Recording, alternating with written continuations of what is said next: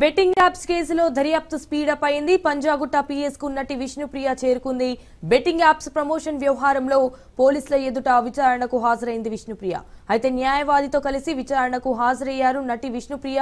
కాగా ఇప్పటికి వరకు 11 మందికి పోలీసులు నోటీసులు జారీ చేశారు. అయితే ఇందులో యూట్యూబ్ ఇన్ఫ్లుయెన్సర్లు ఉన్నారు.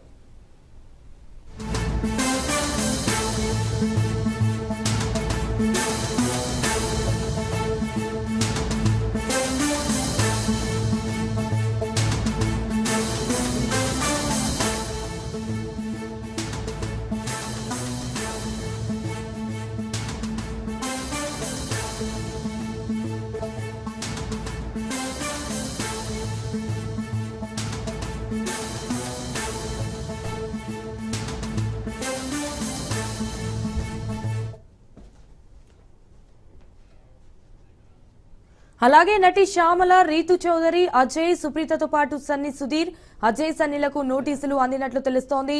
పరేషాన్స్ బాయ్స్ ఇమ్రాన్ ఖాన్ తో పాటు హర్ష సాయి దుబాయ్ కి పరారైనట్లు కూడా టాక్ వినబడుతోంది.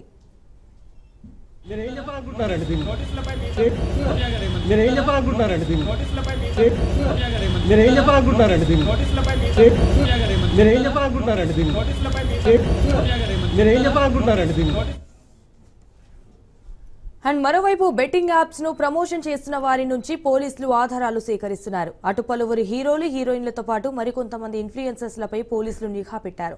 ఇక ఈ కేసులో ఇప్పటికే విచారణకు హాజరయ్యారు tasty Teja and constable Kiran Goud.